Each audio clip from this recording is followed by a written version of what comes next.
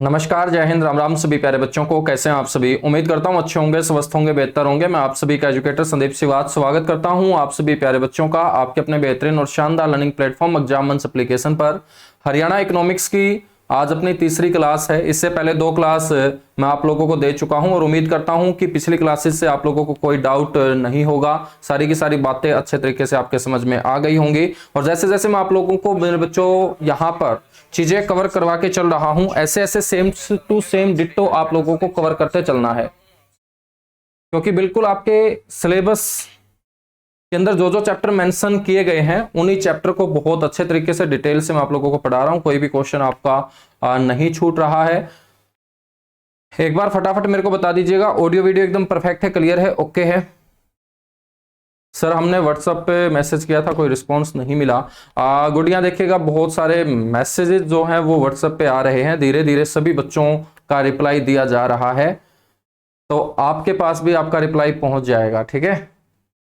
और देरी के लिए सॉरी बोलना चाहूंगा, क्योंकि आपको तो लगता है कि मैंने मैसेज किया है, लेकिन मेरे को जब देखना पड़ता है तो बहुत सारे मैसेजेस उसमें आए हुए होते हैं। तो फिर ये भी देखना होता है किसने काम का मैसेज किया है, किसने फालतू के मैसेज कर रखे हैं, है ना? तो आपका जो मैसेज का रिप्लाई है वो दे दिया जाएगा। बिल्कुल, बहुत सारे बच्चे बुक की बात कर रहे हैं, तो बुक को बहुत ज्यादा प्यार सपोर्ट आप लोग दे रहे हो और सही मायने में बहुत अच्छा भी लग रहा है, क्योंकि पहली बार हरियाणा के बच्चे इतने सीरियस होकर कंटेंट की तरफ मैंने बढ़ते हुए देखे हैं। पहले मैंने ऐसा कभी नहीं देखा था कि वो कंटेंट की इतनी वैल्यू करते हैं, लेकिन अब एग्जाम नजदीक भी है और सीईटी मेंस वाले जो बच्चे हैं वो तो जानते हैं कि हम नौकरी से सिर्फ एक कदम दूर है। सीईटी मेंस के पड़ाव को हमने पार किया तो मेरे बच्चों घर में नौकरी आती हुई आपको नजर आएगी। तो अब आप लोगों को सीरियस होना भी चाहिए। फालतू की बकवासबाजी, जो कॉमेडी है उसको छोड़ के सिर्फ सीरियस होकर कंटेंट के ऊपर काम करना चाहिए। डीएनए ऑफ हरियाणा जो ये हमारी बुक है, इसके अंदर सारे के सारे चैप्टर जो आपके सिलेबस के अंदर है हरियाणा जीके में, एमसीक्यू इसके अंदर है और विद एक्सप्लेनेशन ये बुक है। और एक्सप्लेनेशन आप जब देखेंगे तो बहुत तगड़ा एक्सप्लेनेशन आप लोगों को मिलेगा। व्याख्या बहुत जबरदस्त तरीके से, बहुत आसान भाषा में आप लोगों को पढ़ने को मिलेगी। आज से ये किताब मेरे बच्चों, जिन जिन बच्चों ने ऑनलाइन ऑर्डर किया था उनके घर पहुंचना स्टार्ट हो जाएगी। सबसे पहले जिन्होंने ऑनलाइन ऑर्डर किए हैं उनको मैं ये बुक पहुंचा रहा हूं, क्योंकि सारी की सारी बुक मेरे को एक साथ नहीं मिली है। और लगभग 12 या 13 मई को ये पूरे हरियाणा के हर बुक सेंटर के ऊपर आप लोगों को ये मिल जाएगी। जो भी बुक की आपकी किताबों की दुकान होती है, ठीक है, आपके शहर के आसपास, तो सभी जगह ये 13 मई या 12 मई तक पहुंच जाएगी। लेकिन 2 दिन मैं सबसे पहले उन्हीं बच्चों को डिलीवरी करवा रहा हूं इस बुक की जिन्होंने पहले रजिस्ट्रेशन किया था। और जिन बच्चों ने रजिस्ट्रेशन नहीं किया है, जो 1-2 दिन पहले बुक चाहते हैं, तो वो इस नंबर के ऊपर मेरे प्यारे बच्चों व्हाट्सएप छोड़ देना पेमेंट के साथ, स्क्रीनशॉट के साथ। जिस नंबर से पेमेंट करो वो नंबर भी जरूर लिखें।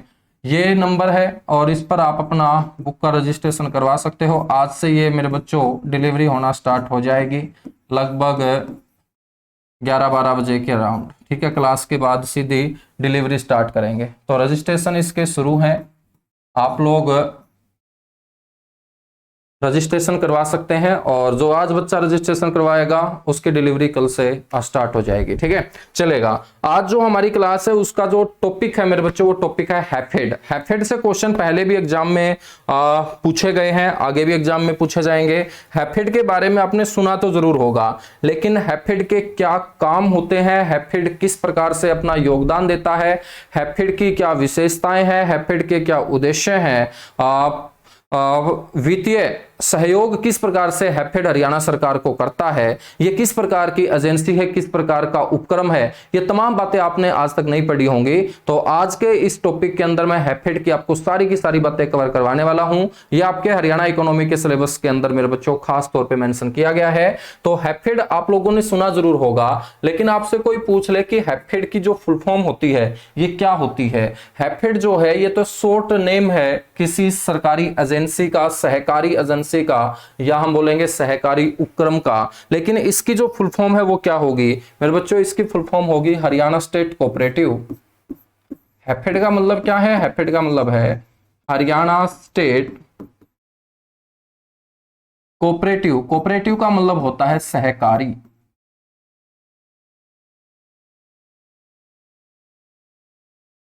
मार्केटिंग एंड सप्लाई,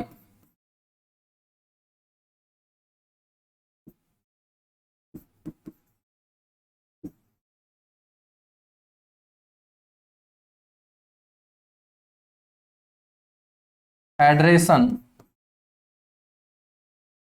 लिमिटेड, ये हैफेड की फुल फॉर्म होती है मेरे बच्चों, ठीक है। तो आपसे पूछ ले कि हैफेड क्या है, तो आप लोगों को बोलना है हैफेड है Haryana state cooperative marketing and supply federation limited. बच्चों यदि हम बात करें इसकी स्थापना की, हैफेड की स्थापना कब हुई थी, तो हरियाणा गठन के साथ ही, जब अपना हरियाणा 1 नवंबर 1966 को 17वें राज्य के रूप में आया था 18वें संविधान संशोधन 1966 के तहत, तो हरियाणा गठन के साथ ही मेरे बच्चों इस सहकारी एजेंसी की क्या कर दी गई थी, स्थापना कर दी गई थी। तो इसकी स्थापना जो होगी वो 1 नवंबर 1966, आप लोगों को ध्यान रखना है, ठीक है। यदि हम बात करें इसके मुख्यालय की,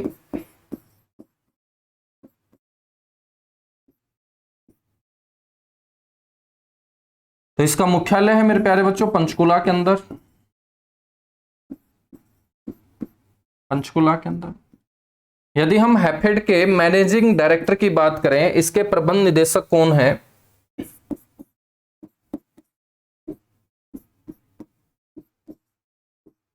शॉर्ट फॉर्म में एमडी बोल सकते हैं। मैनेजिंग डायरेक्टर कौन है इसके वर्तमान में, तो आपको ध्यान रखना है मुकुल कुमार।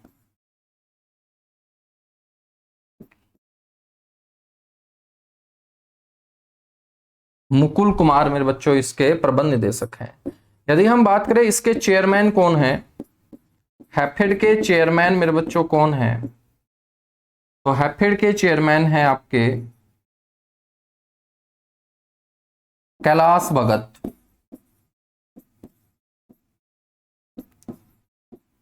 कैलाश भगत का जो संबंध है मेरे बच्चों वो कैथल से है। 2005 से राजनीति में आए, इनेलो की तरफ से अपना पहला इलेक्शन लड़ा, वो भी हारे, दूसरा इलेक्शन लड़ा, वो भी हारे। लेकिन कैलाश भगत ने बाद में बीजेपी पार्टी को ज्वाइन किया और मनोहर लाल खट्टर सरकार ने मेरे बच्चों इनको पीछे चेयरमैन बनाने का काम किया, किसका, हैफेड का, जिसे हम Haryana state cooperative marketing and supply federation के रूप में जानते हैं। 1 नवंबर 1966 को यह अस्तित्व में आया। तो इसके प्रबंध निदेशक एमडी के बारे में आपको पता होना चाहिए, इसके चेयरमैन कौन है, कैलाश भगत हैं। यदि हम बात करें कि हैफेड जो है वो क्या है, तो हैफेड के बारे में आपको पता होना चाहिए, यह प्रदेश का सबसे बड़ा सहकारी संगठन है मेरे बच्चों, प्रदेश का खाद्यान्न क्षेत्र के अंदर, या हम कृषि क्षेत्र की भी बात कर सकते हैं। खाद्यान्न का मतलब समझते होंगे, खाए जाने वाले जो अन्न है आपके, ठीक है। और हरियाणा में सबसे ज्यादा क्या खाया जाता है, गेहूं खाया जाता है। तो गेहूं के ऊपर बहुत अच्छे तरीके से ये काम करता है। गेहूं का आटा, दलिया, ये सारी की सारी चीजें अपने आउटलेट्स के ऊपर भी हैफेड प्रोवाइड करवाने का काम करता है। उचित समय में कम कीमत के ऊपर अच्छी गुणवत्ता वाला गेहूं आप लोग हैफेड के आउटलेट से खरीद सकते हैं। और हैफेड के जितने भी आउटलेट होंगे उनको हैफेड बाजार के नाम से जाना जाता है। और हैफेड ने अपना पहला जो आउटलेट है, हैफेड ने अपना बाजार जो है पहला, वो स्थापित करने का काम किया था पंचकुला के अंदर। कहां पर, पंचकुला के अंदर। तो प्रदेश का खाद्यान्न क्षेत्र में सबसे बड़ा ये आपका कोऑपरेटिव सहकारी संगठन है।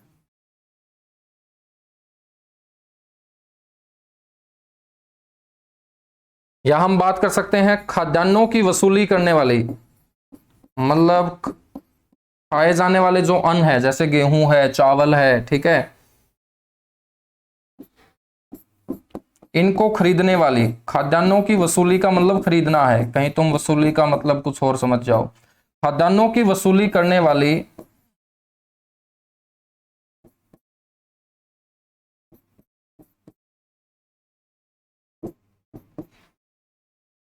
प्रदेश की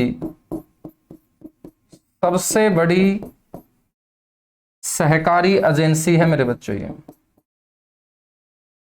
सहकारी एजेंसी है। किसानों से सारा का सारा अनाज सरकार खरीदती है, लेकिन उन किसानों के अनाजों का जो सरकार वसूली करती है, खरीदती है बच्चों, उसका 1/3 से ज्यादा, मतलब 33% से भी ज्यादा किसानों से अनाज खरीदने वाली जो एजेंसी हरियाणा के अंदर काम करती है उस एजेंसी का नाम हैफेड है। तो आपसे यह भी पूछ ले कि खाद्यान्नों की वसूली जो हरियाणा सरकार के द्वारा किसानों से की जाती है उसमें हैफेड का कितना योगदान रहता है, तो आप बोलेंगे 33% से ज्यादा या 1/3 से ज्यादा हम बोल सकते हैं। तो हैफेड जो है वो सरकार की सहायता करता है किसानों से अनाज खरीदने में। तो खाद्यान्नों की वसूली करने वाली ये प्रदेश की सबसे बड़ी सहकारी क्या होगी, एजेंसी होगी। सबसे बड़ी क्या होगी आपकी सहकारी एजेंसी होगी। ठीक है, यहां तक फटाफट नोट कीजिएगा, उसके बाद हम आगे बढ़ेंगे बच्चों।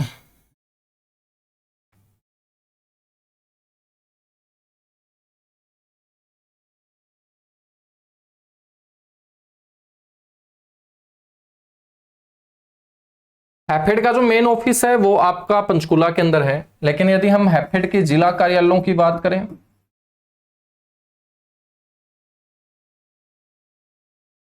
हैफेड के जो डिस्ट्रिक्ट ऑफिस है जिला कार्यालयों की बात करें,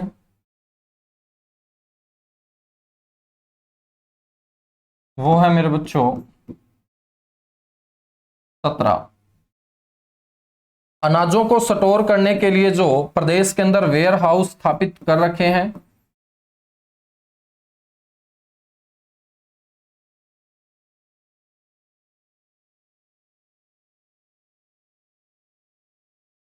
वो 18 जिलों के अंदर इसके वेयर हाउस हैं। ठीक है, जहां पर अलग अलग कंपनियां, चाहे वो निजी क्षेत्र की हो चाहे वो सहकारी क्षेत्र की हो, अपना अनाज जो है वो स्टोर करने का काम करती है। वेयर हाउस का मतलब गोदाम। ठीक है, तो 18 जिलों के अंदर मेरे बच्चों इसके क्या हैं, वेयर हाउस भी हैं। यदि हम सहकारी, कोऑपरेटिव, मार्केटिंग को हिंदी में बोलते हैं विपणन और कमेटी को बोलते हैं समितियां। तो आपसे कोई पूछ ले कि हैफेड की कितनी विपणन कमेटियां हैं, समितियां हैं, तो आपको बोलना है 62। ये आंकड़े जरूर आप लोग ध्यान रखिएगा कि कितने जिला कार्यालय हैं हैफेड के, आप बोलेंगे 17। कितने जिलों के अंदर वेयर हाउस स्थापित कर रखे हैं हैफेड ने, 18 जिलों के अंदर। कितनी कोऑपरेटिव मार्केटिंग कमेटियां हैं मेरे बच्चों हैफेड के अंतर्गत जो काम करती हैं, 62। कितने, 62। ठीक है, यदि हम बात करें प्राइमरी एग्रीकल्चरल जो क्रेडिट, प्राथमिक कृषि साख, साकुम बोलते हैं क्रेडिट, प्राइमरी एग्रीकल्चरल जो क्रेडिट आपकी कमेटियां हैं, यदि आपसे वो पूछ ली जाए तो आपको बोलना है 718। हैफेड का जो कंट्रोल है मेरे प्यारे बच्चों वो इन कमेटियों के ऊपर है। ठीक है, 718 प्राइमरी एग्रीकल्चरल क्रेडिट कमेटियां इसके अंतर्गत काम करती हैं। 62 कोऑपरेटिव मार्केटिंग कमेटियां इसके अंतर्गत काम करती हैं। 18 जिलों के अंदर इसके क्या है मेरे प्यारे बच्चों, वेयर हाउस हैं, मतलब गोदाम हम एक तरीके से बोल सकते हैं।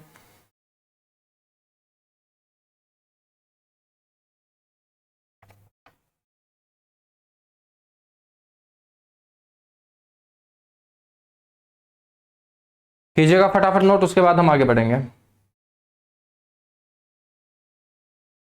ठीक है, तो कोई भी क्वेश्चन आप लोगों का छूटने वाला नहीं है। ठीक है, ये बिल्कुल मैं आपको गारंटी दे देता हूं कि आप हरियाणा के बहुत सारे बच्चों से आगे हो। बहुत सारे बच्चों को इस प्रकार का डेटा बिल्कुल नहीं पढ़ाया जा रहा होगा। ठीक है, उनको मोटी मोटी बातें पढ़ाई जा रही होंगी, लेकिन आप अपनी नौकरी से एक कदम दूर हो, मतलब मेंस की आप तैयारी कर रहे हो, तो आप लोगों को बारीकी से पढ़ना पड़ेगा। मोटी मोटी चीजें पढ़ के हमारा सीईटी जो है वो प्री जरूर क्लियर हुआ होगा, मेन हमारा मोटी मोटी बातों से बच्चों क्लियर नहीं होने वाला। उसके लिए जिस प्रकार से टॉपिक दिया गया है उस टॉपिक को बहुत डीपली तरीके से, सिस्टमेटिक ढंग से आप कवर कीजिएगा।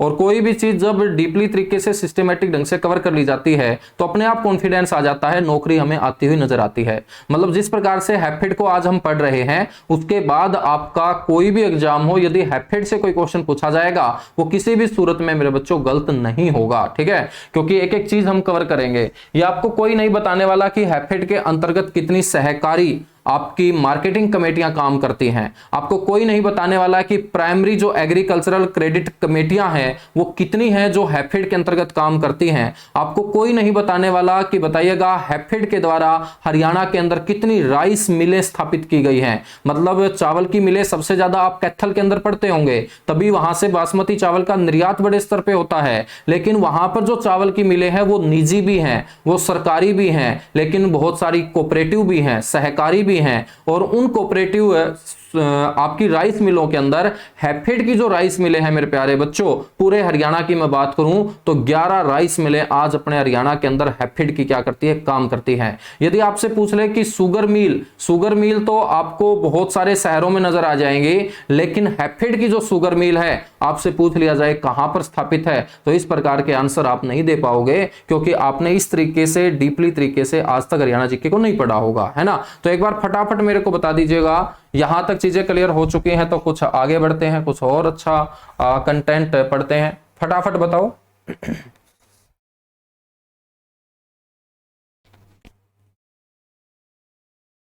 बुक प्राइस क्या है मेरे भाई? बुक प्राइस जो है वो 310 रुपए है ना। प्राइस मत देखो, समझ में आई ना बात। प्राइस मत देखो, क्वालिटी को देखो, क्वांटिटी को देखो, ये चीजें देखा करो। जब तुम मैकडी के अंदर बर्गर खाने जाते हो तो तुम रेट नहीं देखते। क्यों नहीं देखते? क्योंकि तुम्हें पता है यहाँ क्वालिटी मिलेगी, ठीक है। जब रेहड़ी के ऊपर जाते हो तो तुम बर्गर का रेट पूछते हो, आपको पता है आप कहीं ना कहीं डाउट में रहते हैं। तो स्टडी के अंदर आप लोग प्राइस मत देखा करो, आप ये देखा करो कि उसके अंदर ऑथेंटिक डेटा किस प्रकार से है, एरर कितने हैं उसके अंदर, एग्जाम के अकॉर्डिंग है या नहीं है, ठीक है ना। तो कोई प्राइस ज्यादा भी नहीं है, 310 रुपए मेरे हिसाब से आप लोगों के लिए ज्यादा नहीं होगा।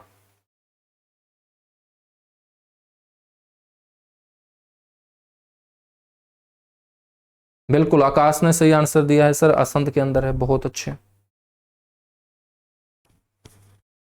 ना। चलेगा। अब हम बात करते हैं यहां पर हैफेड के द्वारा चलाई जाने वाली राइस मिलों की।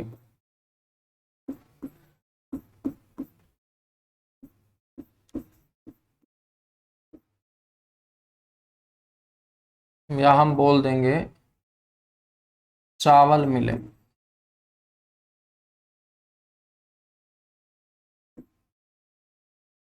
मेरे बच्चों 11 राइस मिल हैं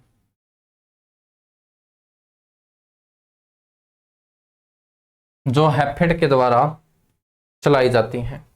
11 की 11 भी मैं आप लोगों को बता देता हूं, चावल वाले क्षेत्र में ही होंगी, सीधी सी बात है। एक तो है रानिया के अंदर, रानिया आप सभी जानते हैं सिरसा जिले की तहसील भी है मेरे बच्चों। रानिया के बाद दूसरे नंबर पे ध्यान रखना है कालांवाली।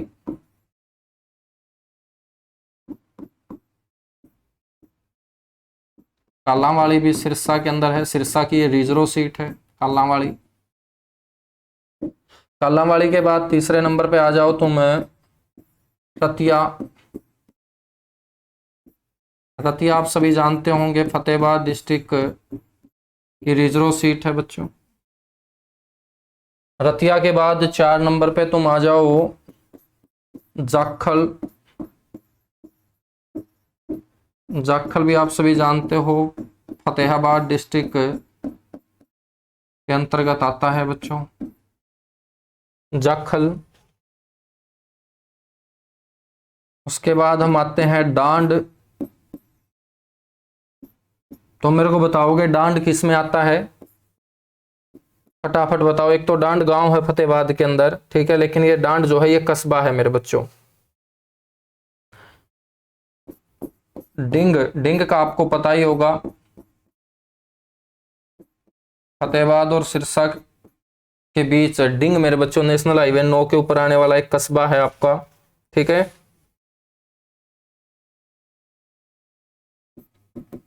नेक्स्ट है पेहोवा, कुरुक्षेत्र जिले का हिस्सा है पेहोवा। डांड कौन से जिले में आता है मेरे बच्चों? फटाफट बताओ तुम, ठीक है। कैथल और कुरुक्षेत्र के बीच में पड़ता है डांड नाम का एक कस्बा। ये कौन से पेहवा के बाद है मेरे बच्चों तरावड़ी। तरावड़ी कहाँ है? करनाल के अंदर है। तरावड़ी कहाँ है? करनाल के अंदर है। ठीक है, उसके अलावा आप लोगों को ध्यान रखना है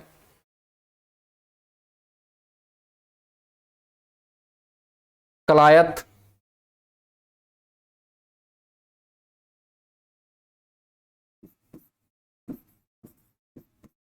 कलायत कहाँ है बच्चों? सर कैथल जिले के अंदर है कलायत। तो यहां पर भी हैफेड के द्वारा एक चावल की मिल स्थापित की गई है।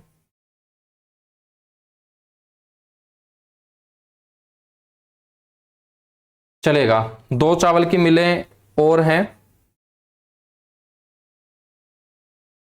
एक है कुरुक्षेत्र के लाडवा के अंदर,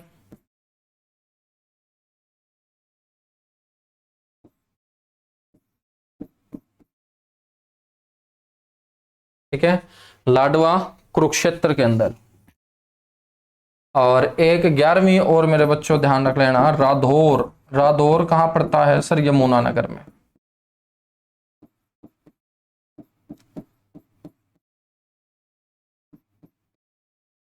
ठीक है, यमुनानगर के अंदर। अंकित दूहन बोल रहा है सर रानिया में तो चावल हो गए को नहीं। अरे मेरे भाई, तो रानिया कभी गया है क्या? रानिया के अंदर चावल बहुत बड़े स्तर पे होता है। ठीक है, रानिया के अंदर चावल नहीं होता। कमाल कर दिया तुम लोगों ने यार। कभी रानिया गया है क्या? कहां से बिलोंग करता है? रानिया की जमीन बहुत अच्छी जमीन है मेरे भाई। ठीक है, गग्गर नदी वहां से निकलती है।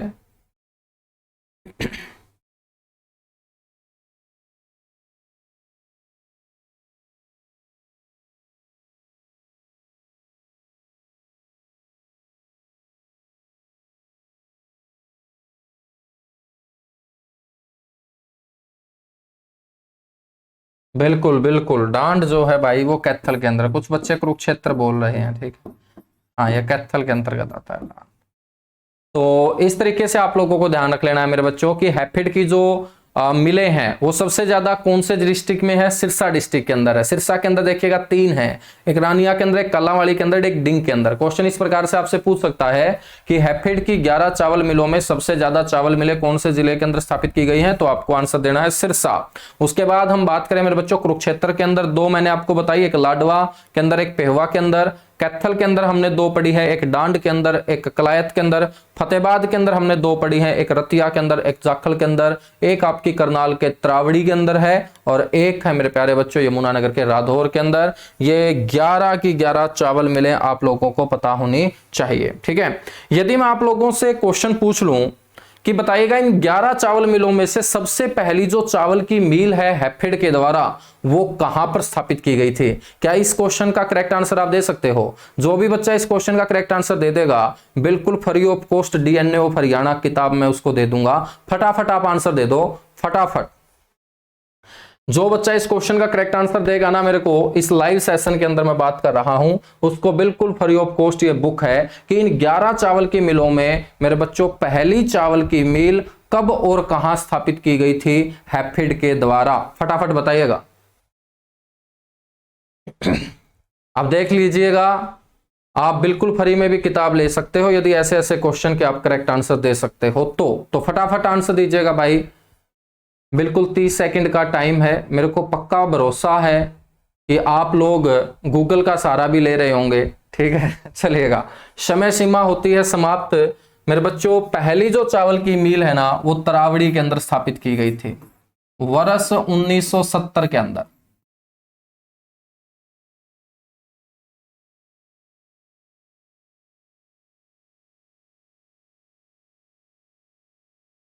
प्रथम चावल मिल हैफेड के द्वारा।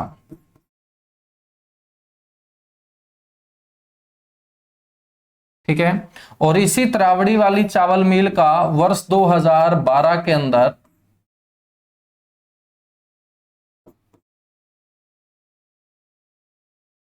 मिल का क्या कर दिया जाता है, आधुनिकीकरण कर दिया जाता है।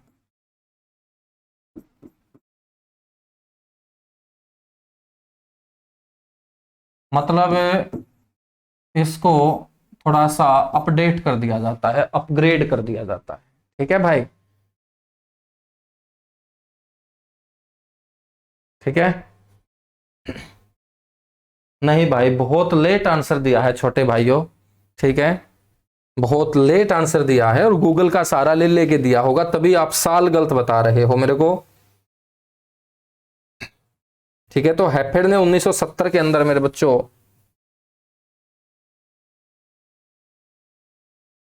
इस चावल मिल को स्थापित करने की जानकारी मेरे को दी है। ठीक है, हैफेड ने दी है तो जानकारी सही होगी।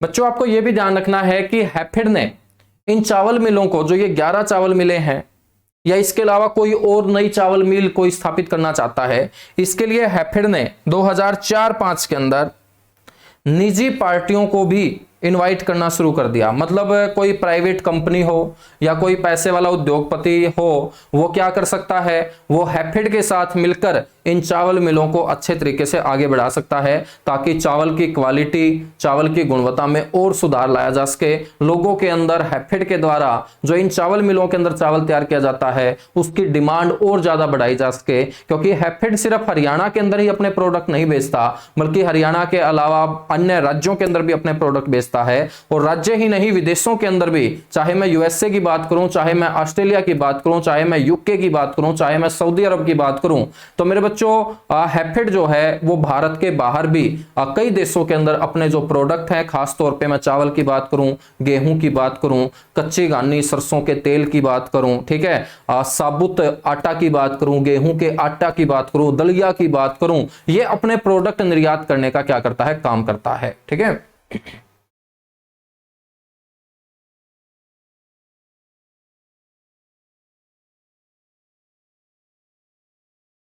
तो 2004-5 के अंदर, नोट करके ये बात लिख देता हूं,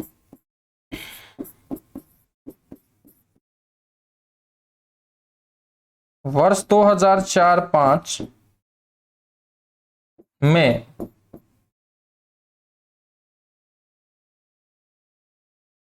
हैफेड ने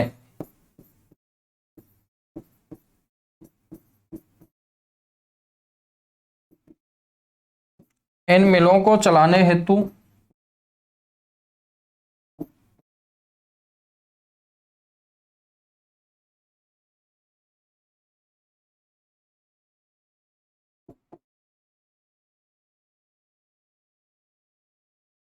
निजी कंपनियों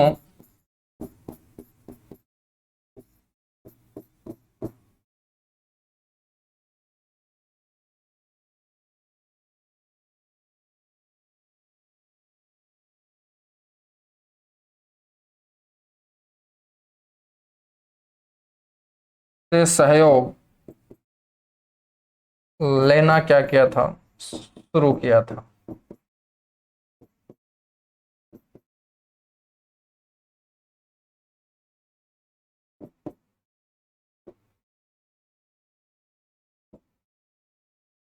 ठीक है बच्चों, तो 11 की 11 चावल मिले आप लोग को पता होने चाहिए। चावल मिलों के बाद हम बात करेंगे हल्दी प्लांट की। एक हल्दी प्लांट मेरे बच्चों हैफेड के द्वारा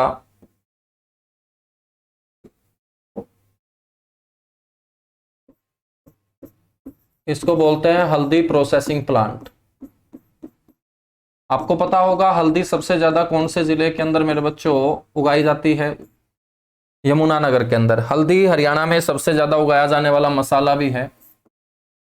तो हैफेड द्वारा एक हल्दी प्रोसेसिंग जो प्लांट है वो रादौर यमुनानगर के अंदर स्थापित किया गया था। ये यमुनानगर जिले के अंदर मैं पढ़ाता भी हूं आप लोगों को।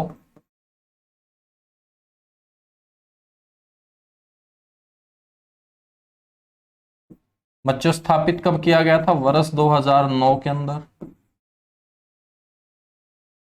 और ये जो हल्दी प्रोसेसिंग प्लांट है ये स्थापित किया गया है इसके द्वारा सहकारी एजेंसी हैफेड के द्वारा। ठीक है, हल्दी प्रोसेसिंग प्लांट के बाद ध्यान रखना है आप लोगों को आटा चक्की,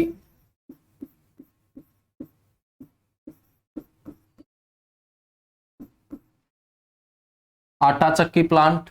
आटा चक्की के अंदर मेरे बच्चों एक तो गेहूं का आटा यहां तैयार होता है जो हैफेड के द्वारा अपने आउटलेट्स के ऊपर बेचा जाता है। प्लस में ध्यान रखेंगे दलिया, दलिया जरूर खाना चाहिए मेरे भाइयों, ठीक है। दिमाग बहुत बढ़ता है दलिया से। तुम खाते हो बाजरा, गेहूं, दिमाग तुमने कर दिया है बहुत भारी खा खा के, ठीक है। अब वो बेचारा दिमाग आगे सरकता ही नहीं है, कुछ बातें एक्सेप्ट करता ही नहीं है, तो दलिया खाया करो, ठीक है। तो जो मेरे बच्चों ये आपका आटा प्लांट है, ये तरावड़ी के अंदर स्थापित किया गया। तो हैफेड के द्वारा जो आटा चक्की प्लांट है वो कहां पर है? तरावड़ी के अंदर।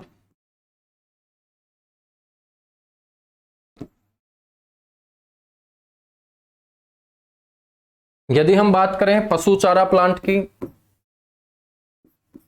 कैटल फीड प्लांट इसे बोलते हैं।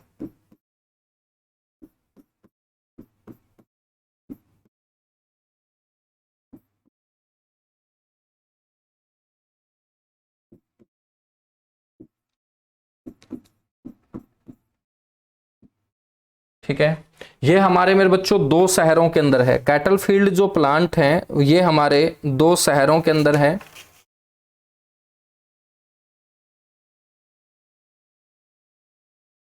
पहले तो आपसे पूछ ले कि हरियाणा के अंदर हैफेड के द्वारा कितने कैटल फीड प्लांट स्थापित किए गए हैं। आपको दो बोलने हैं, जिसके अंदर एक है रोहतक में, रोहतक पशु चारा प्लांट। और मेरे बच्चों इसकी जो स्थापना है वो की गई थी 1976 के अंदर, 1976। एक है आपका सक्ता खेड़ा,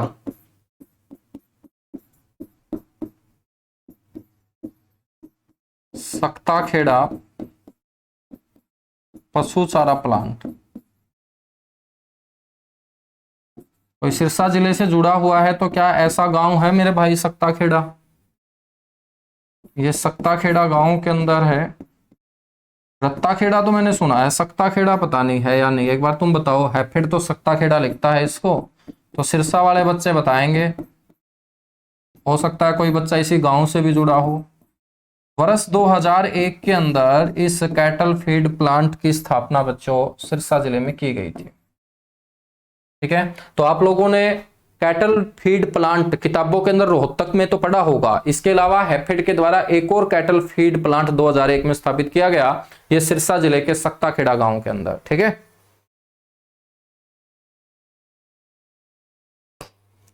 अब देखिएगा बहुत सारे ऐसे बच्चे कंफ्यूज हो रखे हैं कि सर किताब जरूरी है क्या, है ना, किताब लेके आता हूं तो बैच जरूरी है क्या। मेरे भाई ये बातें आप लोगों को खुद इन बातों का आंकलन करना चाहिए कि आपके लिए किताब जरूरी है या आपके लिए बैच जरूरी है या आपके लिए प्रैक्टिस जरूरी है या आपके लिए पढ़ना जरूरी है ना। तो आप लोग खुद आंकलन किया करो। सारी की सारी बातें मेरे से ही क्या पूछनी है, सीधी सी बात है भाई। मेरी किताब आ रही है मैं तो यही बोलूंगा कि जरूरी है ना। बैच आ रहा है तो मैं तो यही बोलूंगा ना जरूरी है, नहीं बोलूंगा मैं पक्का बोलूंगा, ठीक है। तो आप लोगों को खुद आंकलन इन चीजों का करना आना चाहिए। आप लोग मैच्योर स्टूडेंट हो, आप लोगों ने ग्रेजुएशन कर रखी होगी ना, +2 तो कर ही रखी होगी, पक्की बात है, यदि फॉर्म अप्लाई कर रहे हो तो मेरे भाई आप लोगों को इन चीजों का आंकलन करना आना चाहिए कि मेरे लिए क्या चीज जरूरी है एग्जाम के पॉइंट ऑफ व्यू से।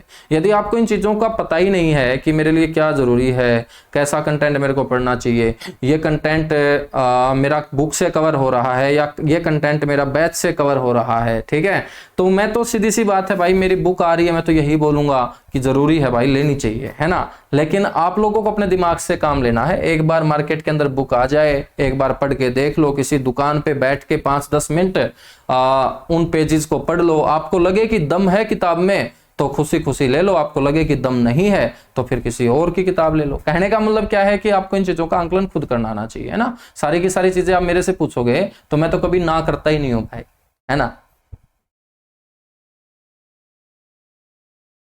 A to Z कभी नहीं होता, A to Z किसी भी चीज में नहीं होता है।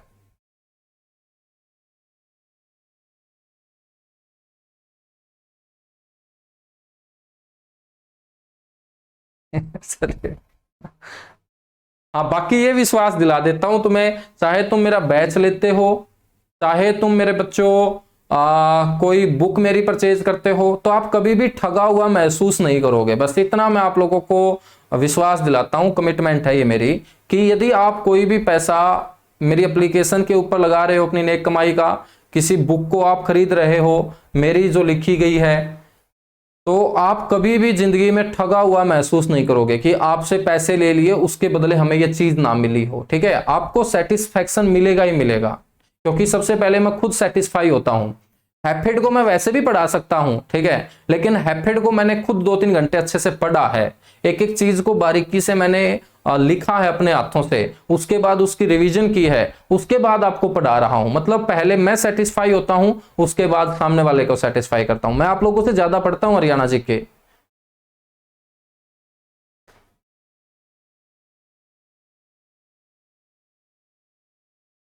है ना। तो मैं हरियाणा जी के खुद पढ़ता हूं, और जब यदि मैं पढ़ना छोड़ दूंगा उस दिन तुम्हारे अंदर अपने आप गिरावट आ जाएगी। जब तक मैं पढ़ रहा हूं तुम्हें मेरे बच्चों आगे बढ़ने से कोई नहीं रोक सकता हरियाणा जी के अंदर, ये तुम सोच लीजिएगा।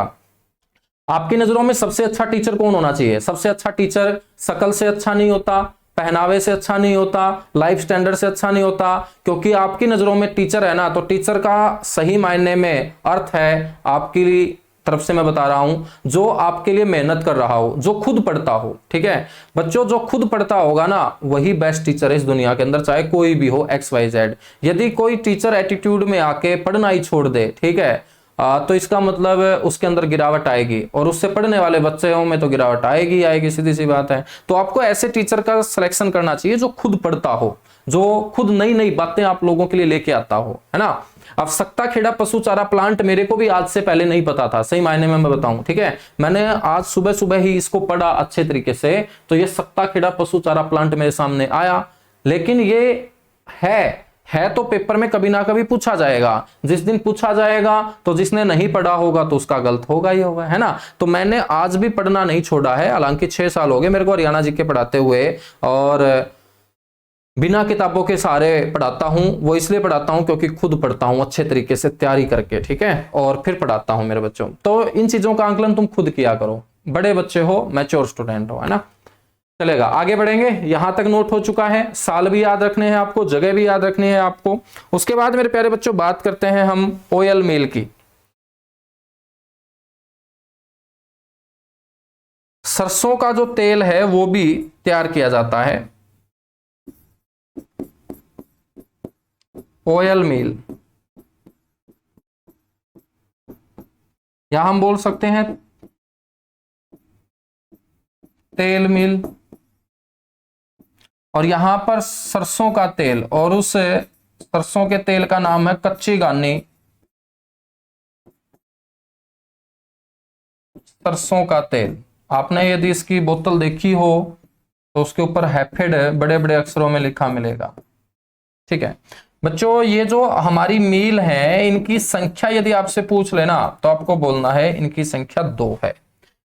इन 2 में बात करें, ये जो ऑयल मिल है हमारे हरियाणा के अंदर, दोनों की दोनों जो हैफेड के द्वारा चलाई जाती है, ये कौन से मानकों के ऊपर आधारित है बच्चों?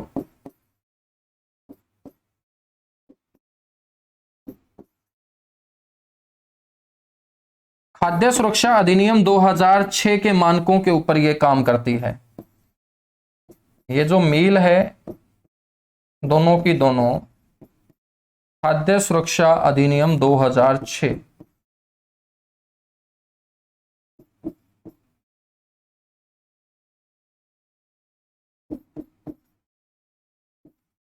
पर ये दोनों की दोनों मिलें क्या करती हैं? काम करती हैं।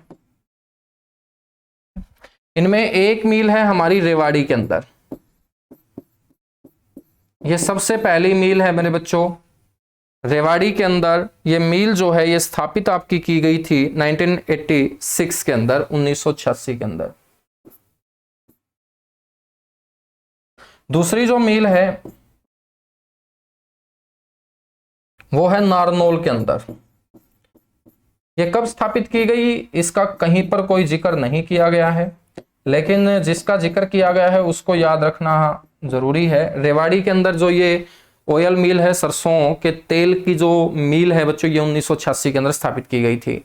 और हम बात करें तो एक मिल नई स्थापित किए जाने की घोषणा हमारे कोऑपरेटिव मिनिस्टर, सहकारिता मंत्री कौन है हमारे वर्तमान में? बावल से बनवारी लाल। बावल जो है वो रेवाड़ी जिले की रिजर्व सीट है, और वहां से वर्तमान में जो विधायक हैं, बै से बावल याद रख लेना, बै से बनवारी लाल।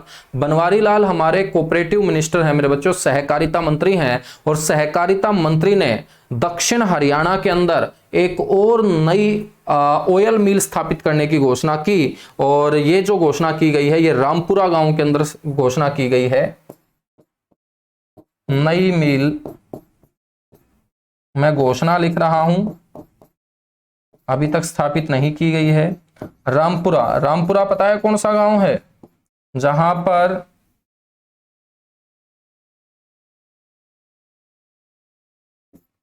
राव तुलाराम पैदा हुए। राव तुलाराम का जन्म कौन से गांव के अंदर हुआ था? रामपुरा गांव के अंदर। 9 दिसंबर 1825 को पैदा हुए थे राव तुलाराम। और यहीं पर एक महल भी तुमसे पूछा जाता है, रामपुरा महल कौन से जिले के अंदर है? तो ये वही रामपुरा गांव है बच्चों, रेवाड़ी जिले का, जहां पर सहकारिता मंत्री बनवारी लाल ने एक नई शुगर मिल को स्थापित करने की घोषणा की है। फटाफट नोट कीजिएगा, इसके बाद आगे बढ़ेंगे। फटाफट नोट कीजिएगा मेरे भाई, उसके बाद हम आगे बढ़ेंगे।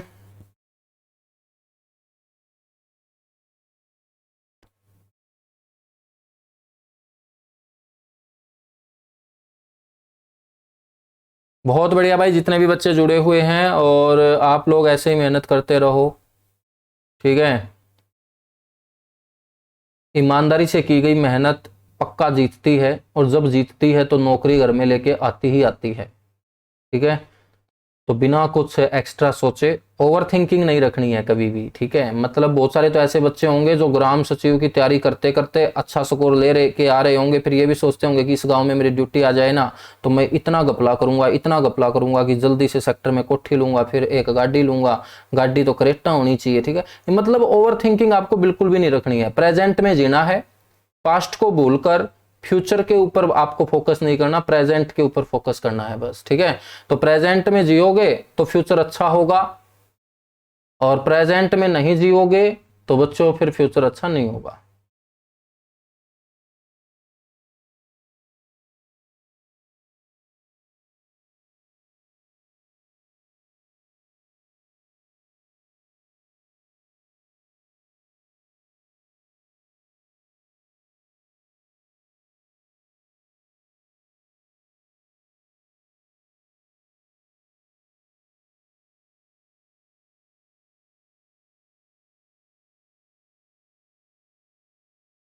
चलेगा भाई, बहुत अच्छे।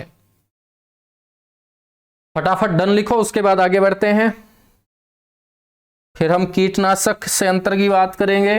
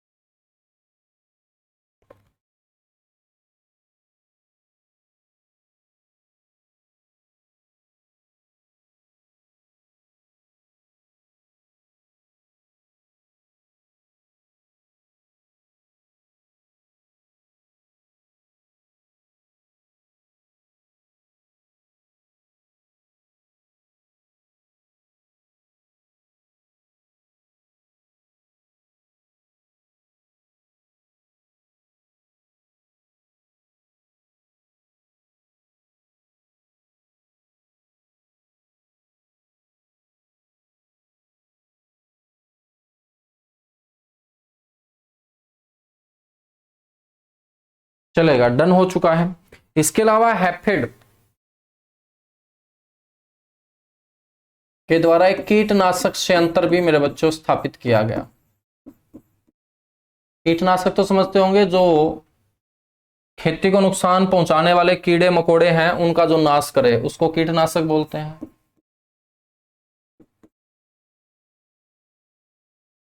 और खरपतवार नाशक भी बोल सकते हैं।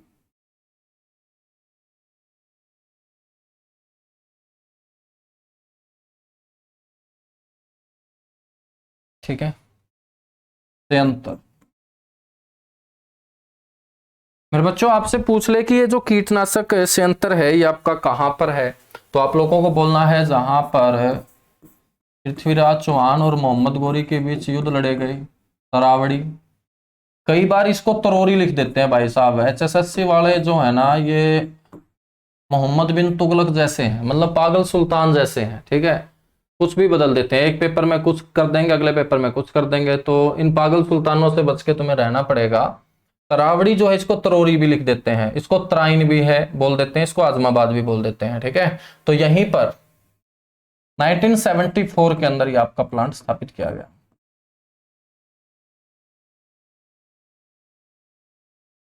इसके बाद अच्छी गुणवत्ता वाले बीज किसानों को उपलब्ध करवाने के उद्देश्य से एक बीज प्रसंस्करण केंद्र गन्नौर सोनीपत के अंदर हैफेड के द्वारा स्थापित किया गया।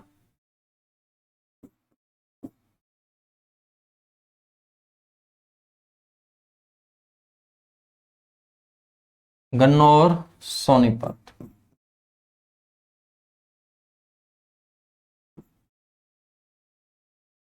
ठीक है मेरे बच्चों। एक मेगा फूड पार्क स्थापित किया गया। देखिएगा इससे पहले वाला जो हमारा चैप्टर था HSIIDC जो हमने पढ़ा, Haryana state industrial and infrastructure development corporation, उस HSIIDC के अंतर्गत भी मैंने आप लोगों को मेगा फूड पार्क पढ़ाया, जो सोनीपत के ब्राही में मैंने पढ़ाया। लेकिन यहां पर जो मेगा फूड पार्क मैं आपको पढ़ा रहा हूं, मेगा फूड पार्क जो मैं आपको यहां पढ़ा रहा हूं, ये जरूर याद रख लेना, ये हैफेड के द्वारा स्थापित है मेरे बच्चों, बड़ा इंपॉर्टेंट है। हैफेड के द्वारा एकमात्र मेगा फूड पार्क आपका कहां पर स्थापित है? IMT रोहतक के अंदर स्थापित है।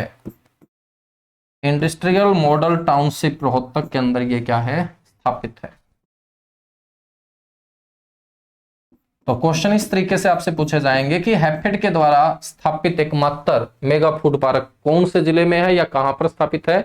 IMT रोहतक आप लोगों को बोल देना है, ठीक है। ये आपका मेगा फूड पार्क होगा।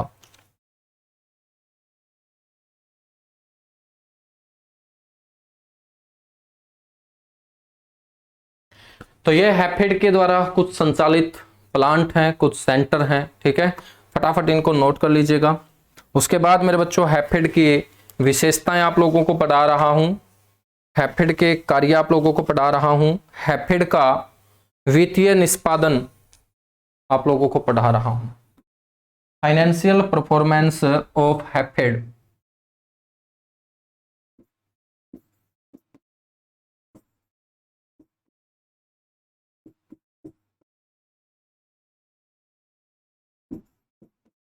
इस प्रकार से हरियाणा सरकार का सहयोग करता है ये।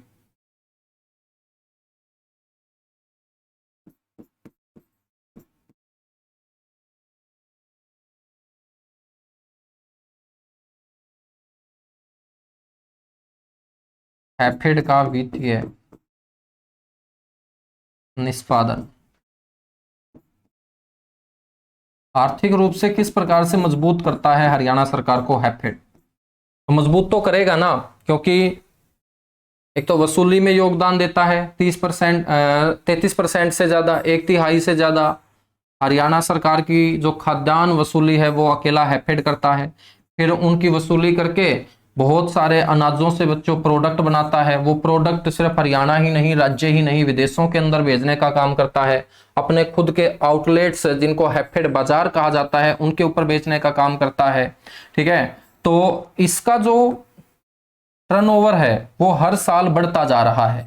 जब हैफेड का टर्नओवर बढ़ता जा रहा है, सरकार के साथ ही एजेंसी काम कर रही है, कोऑपरेटिव एजेंसी है ये, तो सरकार की जो आर्थिक स्थिति है वो मजबूत तो होगी ही होगी, सीधी सी बात है।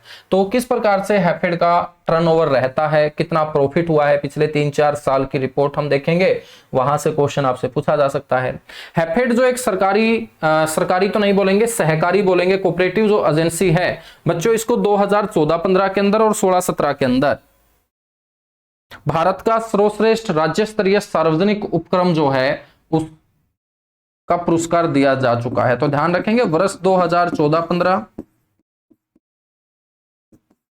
और 2016-17 में कृषि क्षेत्र में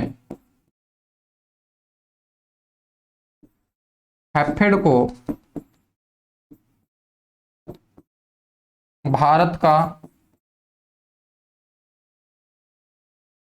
सर्वश्रेष्ठ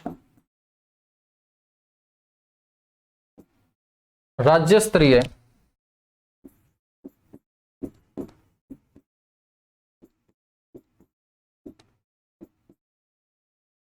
सहकारी उपक्रम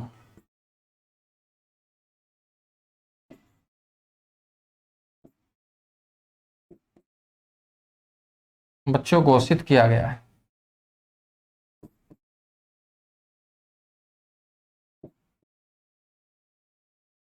ठीक है,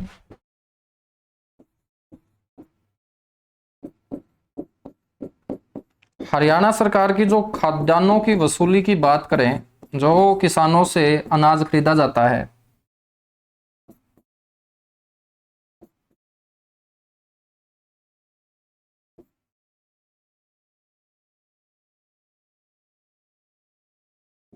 कि वसूली में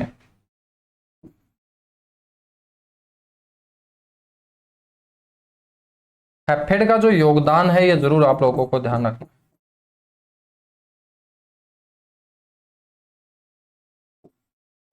तो 33% या हम 1/3 बोल सकते हैं।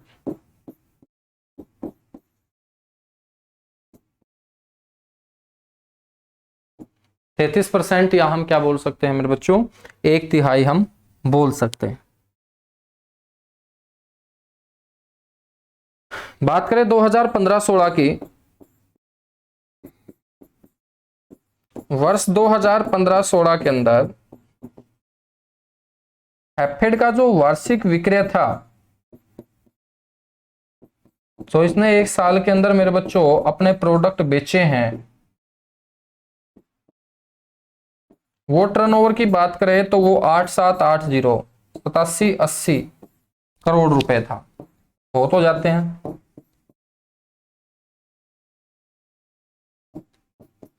ठीक है भाई, 80 करोड़ रुपए था। ये सारे के सारे वो पॉइंट है, यदि एग्जामिनर का मूड बना कि अच्छे लेवल के क्वेश्चन पूछ लूं मैं, जो मैंने सिलेबस के अंदर टॉपिक दे रखे हैं, तो मेरे बच्चों उन क्वेश्चनों के अंदर ये जरूर आप लोगों को शामिल मिलेंगे।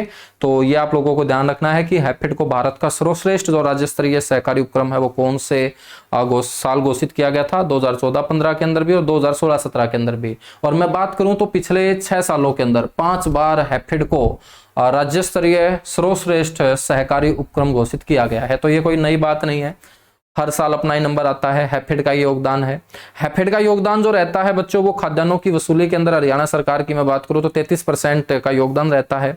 2015-16 के अंदर हैफेड का वार्षिक विक्रय याद रख लेना 8780। अनिल कुमार बोला है क्लास की पीडीएफ डाल दिया करो, और मैं बोल रहा हूं कि आप पहले वाली पीडीएफ चेक करो। अभी तक 2 क्लास हुई हैं, दोनों की दोनों पीडीएफ डली हुई हैं। कोई ऐसा बच्चा जिसको ना मिली है तो दोबारा जाके देख लो, है ना। पीडीएफ सारी की सारी मैं डाल देता हूं भाई, 1-2 दिन।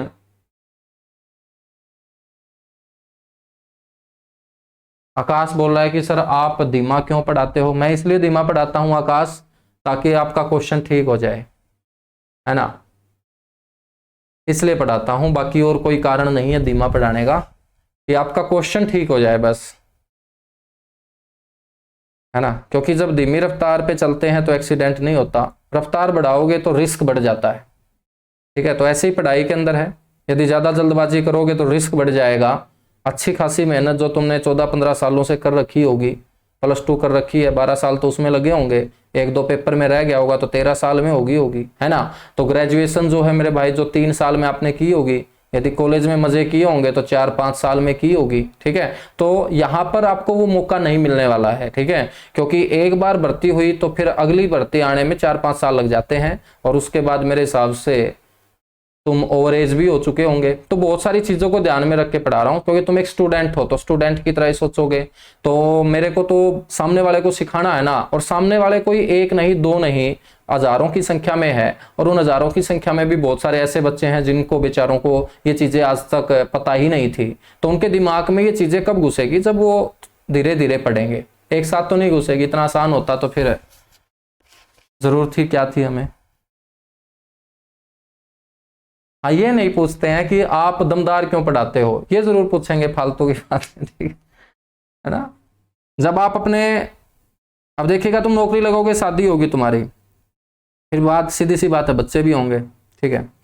अब मेरे भाई, जब आप अपने बच्चों को पढ़ाने बैठोगे ना, तो आप उसको आराम आराम से पढ़ाओगे, बिल्कुल, ठीक है। हालांकि आप उसको फास्ट भी पढ़ा सकते हो, लेकिन आराम आराम से क्यों पढ़ाओगे, क्योंकि आप अपने बच्चों की अच्छे से केयर करना जानते हो कि मैं फास्ट पढ़ाऊंगा तो हो सकता है इसके दिमाग में ना घुसे, ठीक है। तो जब आप अपने बच्चों के साथ इस तरीके से बिहेव करोगे, तो आप लोग मेरे भाई बहन हो, ठीक है। तो मेरे को भी आप लोगों की थोड़ी सी चिंता है, ज्यादा चिंता तो नहीं है, लेकिन थोड़ी सी चिंता ये है कि जितना मैं पढ़ा रहा हूं ना, ये यूटिलाइज हो जाए, आप लोगों के काम आ जाए बस, तो फिर मेहनत सफल हो जाएगी, बाकी कोई और मोटिव नहीं है, ठीक है। सरकारी और सहकारी में क्या डिफरेंस है। सहकारी जो है वो सरकार के साथ मिलके काम करने वाली संस्थाएं हैं, जैसे वीटा है, वीटा आपकी सहकारी है, मतलब उसमें सरकार की भी हिस्सेदारी है, और सरकारी का मतलब वो प्योर सरकारी है।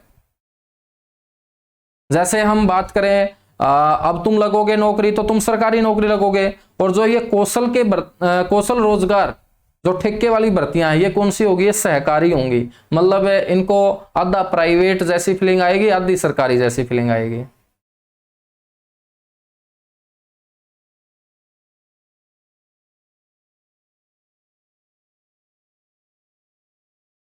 चलेगा, कोई वो नहीं है। संघ का मतलब यूनियन है, जिसके अंतर्गत बहुत सारे कर्मचारी काम कर रहे हैं, सीधी सी बात है। उपक्रम का मतलब एजेंसी है, एक एजेंसी के अंतर्गत ही बच्चों कर्मचारी काम कर रहे होंगे, तो उसको संघ भी बोल दो, उपक्रम भी बोल दो।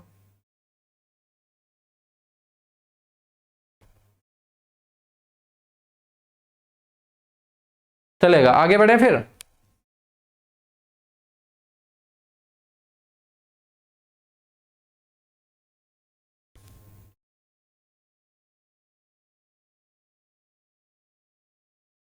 चलेगा, एक रिपोर्ट आप लोगों को पढ़ा देता हूं फिर।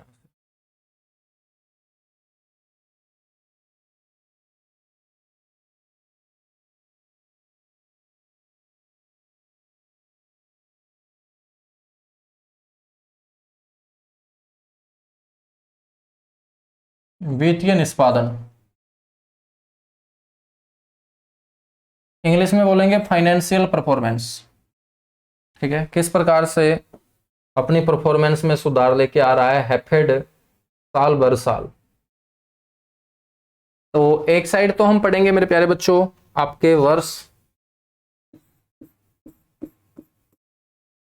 ठीक है। बीच में हम बात कर लेंगे टर्नओवर की, कितना टर्नओवर किया है, कितनी कमाई की है, या हम बोल सकते हैं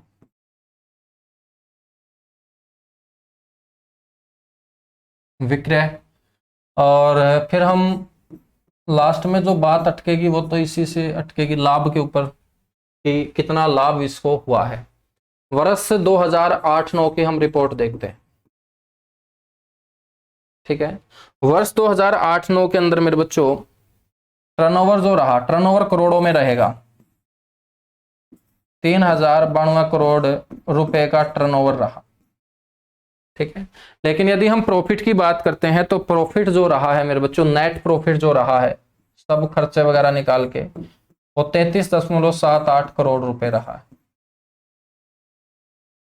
ठीक है। तो ये 2008-9 की मेरे बच्चों रिपोर्ट है। 10-11 के अंदर हम बात करेंगे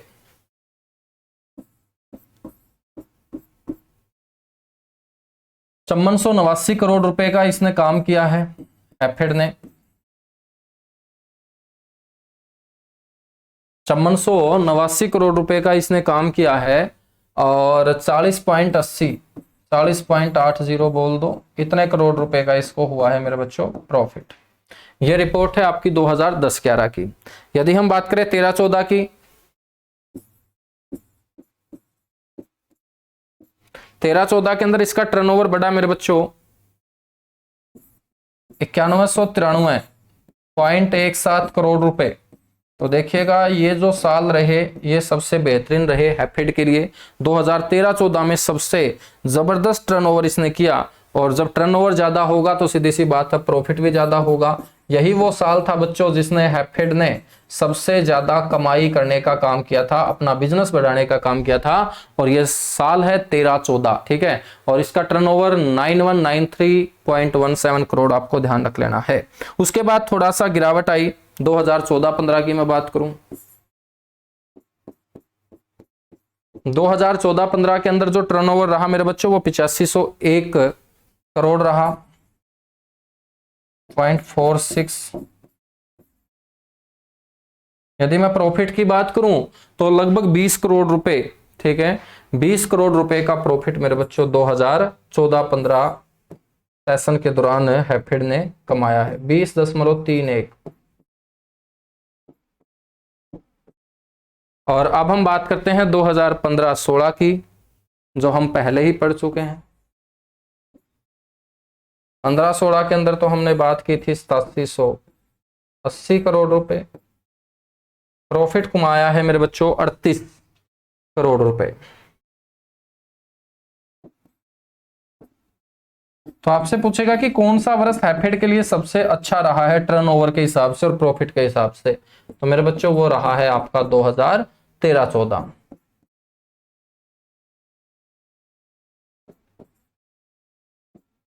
ठीक है। और ऐसा पॉसिबल क्यों हो पाया है?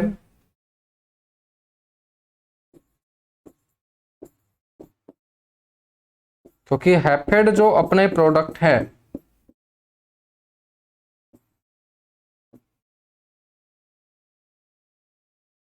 वो यूएसए, यूके, ऑस्ट्रेलिया, सऊदी अरब,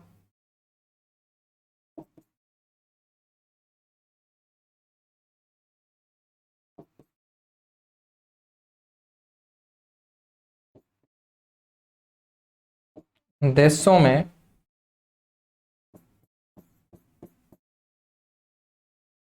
निर्यात करता है बच्चों। निर्यात क्या है? ये करता है। यहीं पर एक क्वेश्चन आपको कवर करवा देता हूं। हैफेड द्वारा खोले गए जो आउटलेट हैं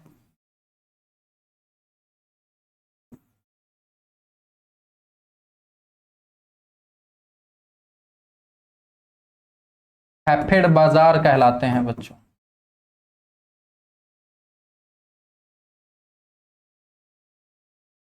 उनको हैफेड बाजार कहा जाता है। और आपसे पूछ ले पहला हैफेड बाजार कहाँ स्थापित किया गया था, तो आप लोगों को बोल देना है पंचकुला के अंदर सर स्थापित किया गया था। पंचकुला के अंदर स्थापित पहला हैफेड बाजार किया गया था। कीजिएगा फटाफट नोट। और उसके बाद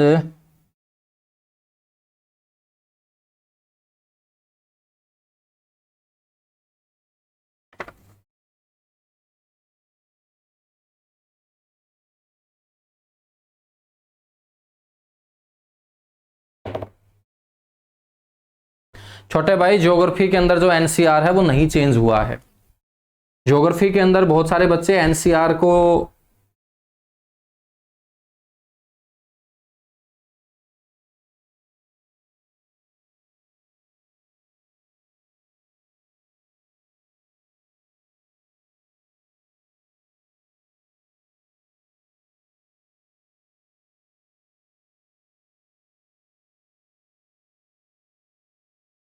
भाई 12 मई को कुलदीप आपकी वैलिडिटी बढ़ा दूंगा। जिन बच्चों ने हरियाणा जी के 01 बैच ले रखा है, जिनकी वैलिडिटी मई महीने में कंप्लीट हो रही है, वो एक्सपायर हो जाएगा, तो 1 महीने की मैं वैलिडिटी एक्सटेंड कर दूंगा बिल्कुल फ्री ऑफ कॉस्ट। कोई पैसा आपसे मैं नहीं लेने वाला। ठीक है, और बताइएगा।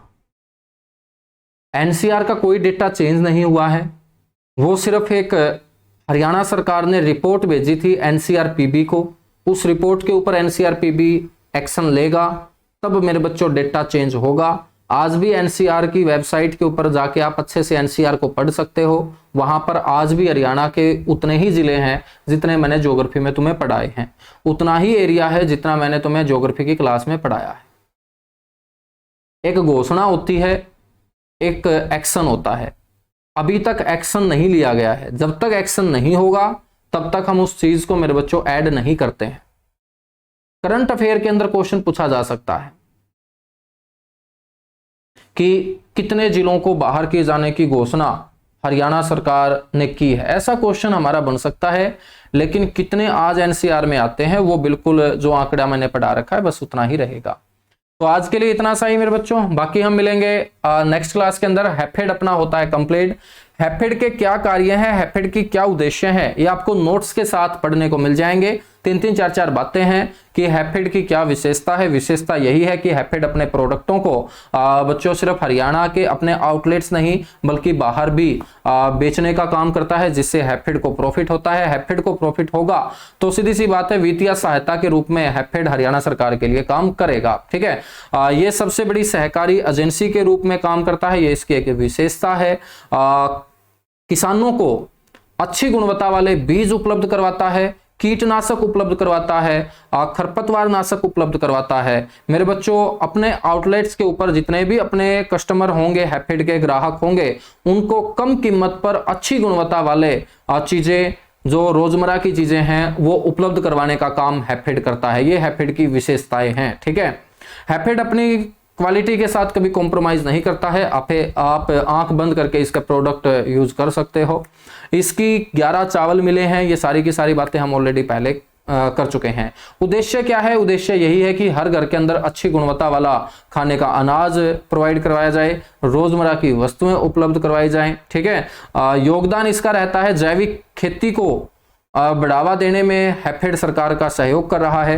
2500 एकड़ के ऊपर जैविक कृषि परियोजना भी हैफेड के द्वारा क्या की गई है, शुरू की गई है। यह हैफेड के कुछ उद्देश्य हैं, विशेषताएं हैं, भूमिकाएं हैं। यह आपको मैं नोट्स के साथ पढ़ने को दे दूंगा। ठीक है, एक बार उनको भी आप रीड आउट कर लीजिएगा।